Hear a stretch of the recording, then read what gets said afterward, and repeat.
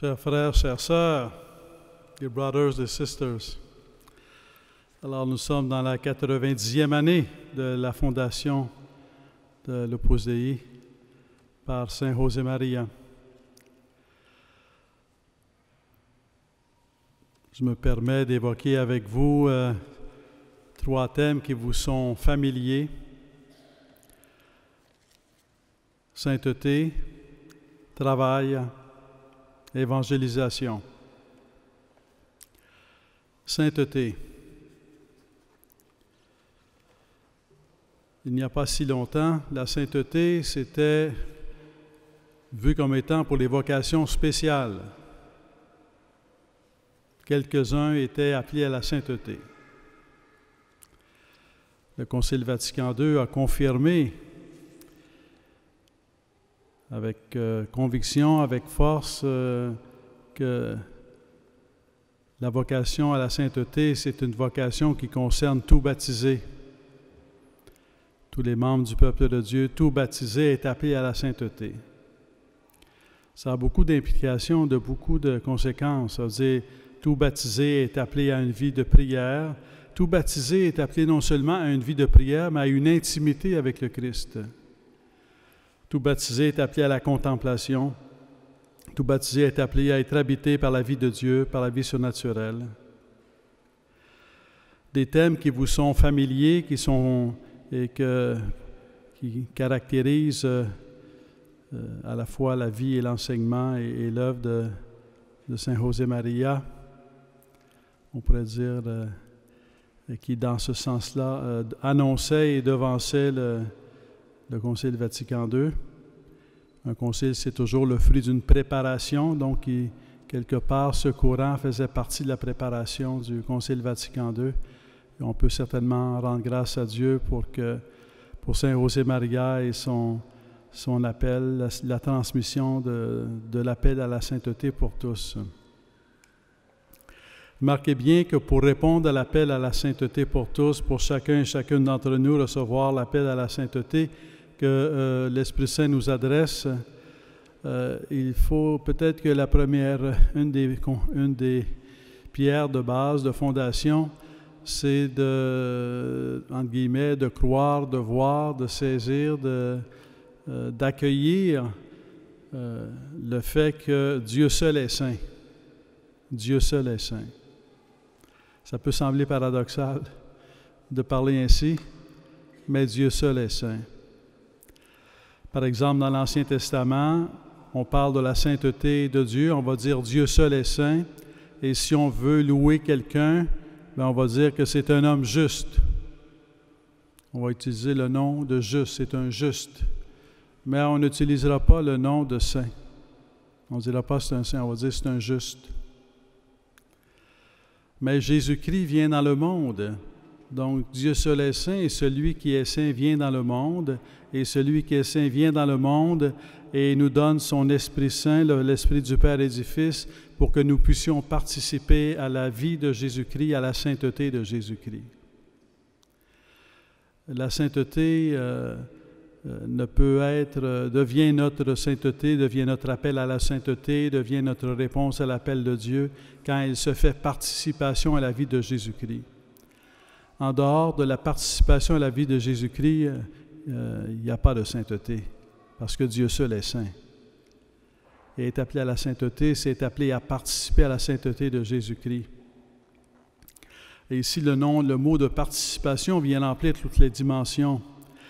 Prier, c'est participer à la prière de Jésus.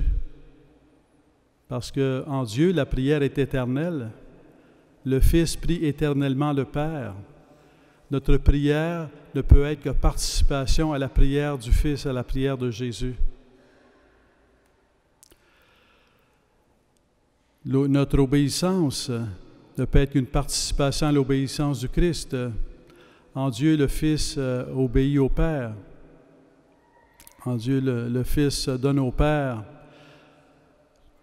Et notre obéissance à Dieu ne peut être qu'une participation à l'obéissance du Fils. En Dieu le Fils rend grâce au Père. Il est l'éternelle action de grâce devant le don du Père qui engendre le Fils éternellement. Le Fils est éternellement reconnaissant envers le Père et rend grâce éternellement au Père. Il n'y a qu'une seule action de grâce, c'est celle du Fils. Notre action de grâce ne peut être qu'une participation à l'action de grâce du Fils, de Jésus-Christ. Jésus-Christ, Fils de Dieu fait homme, crucifié et ressuscité, ça change tout. Ça change tout. Participer à la vie de Dieu devient possible. Et Jésus-Christ devient véritablement le chemin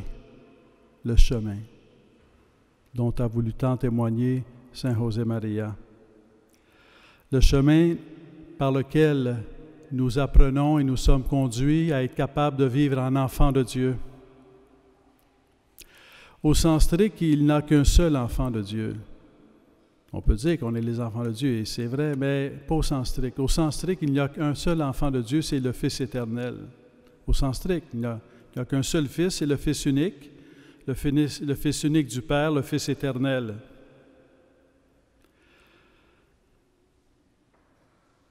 Et on ne peut être enfant de Dieu que par le Fils.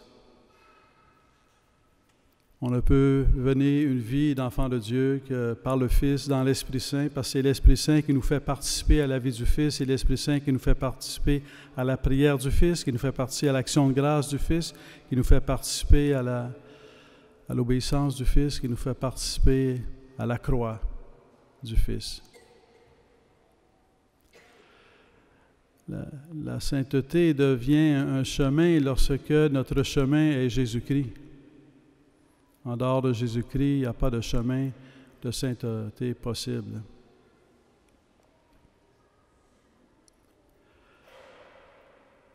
The first to work is God. We might think that we work, but the first at work is God Himself. Strictly speaking, there's only one who works, and it is God. He's the only one who works. And He works eternally. And He created the world, universe. He created humanity. And as a creator, He is the unique worker. He is the unique creator, the unique worker.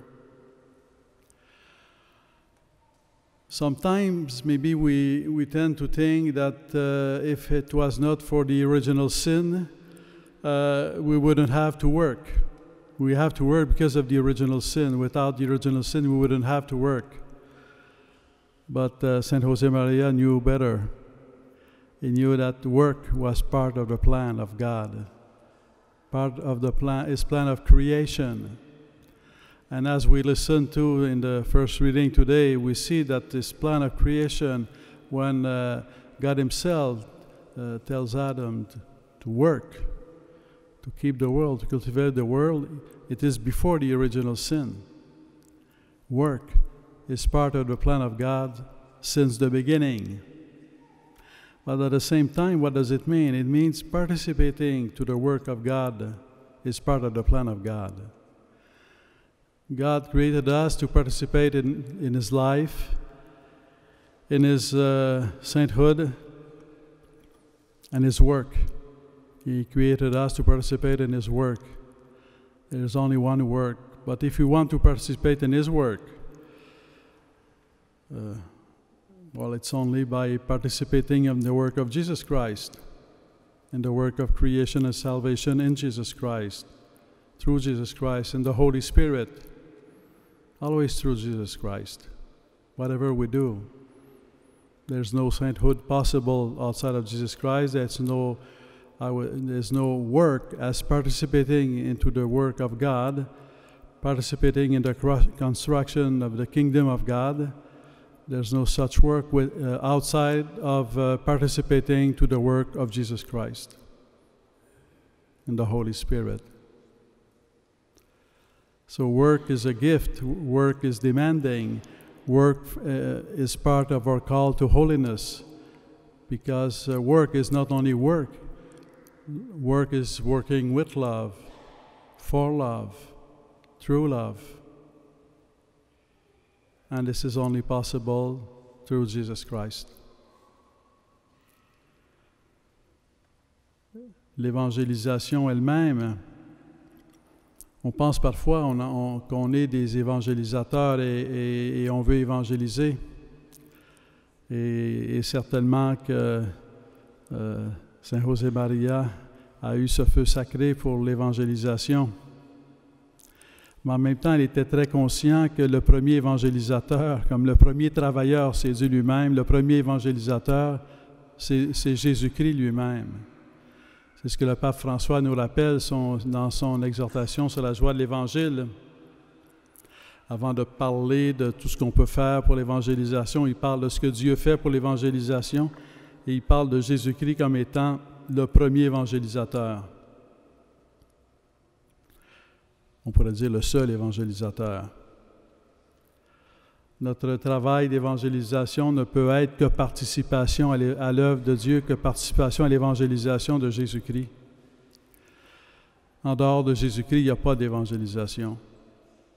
C'est seulement en participant à l'évangélisation de Jésus-Christ, en participant à l'œuvre de Jésus-Christ qui évangélise, qui annonce la bonne nouvelle, qui touche les cœurs par l'Esprit Saint, dans son esprit, que nous pouvons à notre tour évangéliser. Notre évangélisation ne peut être qu'une participation à Jésus-Christ qui évangélise. Dans l'Évangile, il est question de Pierre qui est envoyé en mission, mais il vient de passer, on comprend que le récit de la pêche est un symbole. Hein? Le bateau, c'est la barque de l'Église. Pierre, c'est l'Église qui est en mission pour l'évangélisation. La pêche, c'est l'évangélisation. Et il a passé toute la nuit sans rien prendre. Autrement dit, il a utilisé toutes ses ressources humaines, sa connaissance de la mer, sa connaissance de la pêche, sa connaissance du métier, sa connaissance des instruments. Il a tout fait pour pêcher. Rien. C'est pas parce qu'il n'a pas travaillé fort. Il a travaillé fort, il a travaillé toute la nuit, mais ça n'a pas fonctionné.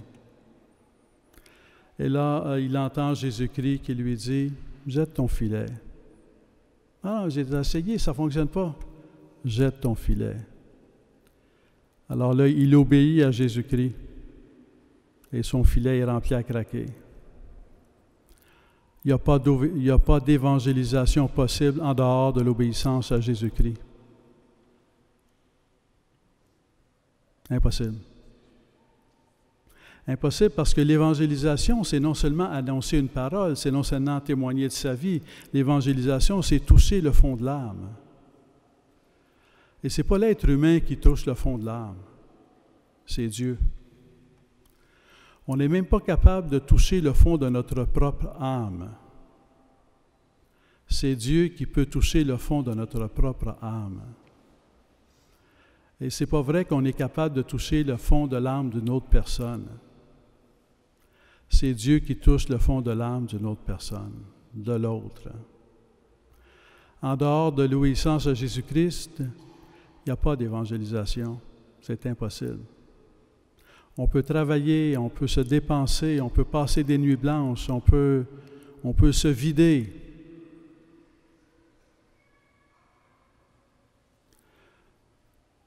L'œuvre de Saint José Maria, la vie de Saint José Maria lui-même, son œuvre, est une œuvre d'évangélisation parce qu'elle est une œuvre d'obéissance à Jésus-Christ. Une œuvre de participation à la prière de Jésus-Christ, à la vie de Jésus-Christ, à l'obéissance de Jésus-Christ, à la mission de Jésus-Christ. C'est exigeant, mais en même temps, c'est beau et c'est grand. C'est comme chaque page, on lit le chemin, on feuillette le chemin d'une soirée à l'autre. Et il y a des paragraphes exigeants ou des phrases exigeantes, ils sont nombreux. Mais pourtant, je ne sais pas si ça vous est arrivé non, c'est pas vrai. Je sais que ça vous est arrivé. Ça vous est arrivé devant les passages les plus exigeants de trouver le message beau, d'être touché. Pourquoi? Pourquoi est-ce qu'on est touché quand un message est exigeant? Mais parce qu'on est fait pour la sainteté. Et la sainteté, c'est un don, mais aussi une exigence. Si on n'était pas fait pour la sainteté, à chaque fois que c'est exigeant, ça ne nous intéresserait pas. On serait intéressé peut-être quand c'est facile, mais pas quand c'est exigeant. Mais le chemin, c'est pas... Il y a des passages réconfortants, mais il y a de nombreux passages exigeants. Ils sont exigeants et nous aimons lire ces passages exigeants, nous aimons relire ces passages exigeants parce qu'ils viennent nous rappeler quelque chose de profond en nous et qui nous réconforte, c'est que nous sommes faits pour la sainteté. Nous sommes faits pour Dieu. Nous sommes faits pour la sainteté. Nous sommes faits pour une vie noble, belle, grande, généreuse. Je l'exprimerai ainsi. Nous sommes faits pour être beaux. Mais ce qui est beau, c'est la sainteté. Les fruits de sainteté de Saint José Maria sont nombreux. Les fruits de sainteté de l'œuvre sont nombreux. Dieu seul connaît, ça appartient à Dieu, ce n'est pas à nous à faire, à tout voir. C'est Dieu qui voit tout, qui connaît le fond des cœurs. Blessed Guadalupe brings us hope that really God is at work. When we believe that the grace of God has the power to transform us and to make of each one of us someone participating in the sainthood of Jesus Christ, becoming saint, it's like a sign from heaven that says, yes, it's possible, because everything is possible to God. Yes, it's impossible for me, but it's possible to God. Yes, I can do nothing without Jesus Christ, but through Jesus Christ, holiness is possible. So it becomes a sign of hope. So Blessed Guadalupe becomes as a sign of hope. When we're not sure if God is there, if God is at work, if God is present, if God is there in the history of the world, in the history of the church, if He's still touching people's hearts, if He's still converting people, if He's still at work. Well, when someone is blessed, is beatified, it's a sign that God, yes, is at work. It's not to say that a few of us are called to sainthood or holiness. It's to say that we are all called to sainthood. And when we aspire to sainthood, when our heart is filled with great desires, it's God Himself who puts those desires in our soul. Alors, je vous invite à la fois à rendre grâce à Dieu pour son œuvre, mais aussi à l'exemple de Saint José Maria, ne jamais cesser de croire en l'œuvre de Dieu dans votre cœur. Des fois, c'est plus facile de croire à l'œuvre de Dieu dans le monde que dans son propre cœur. Des fois, on n'est plus certain si Dieu est à l'œuvre dans mon cœur. Oui, Dieu est à l'œuvre dans votre cœur.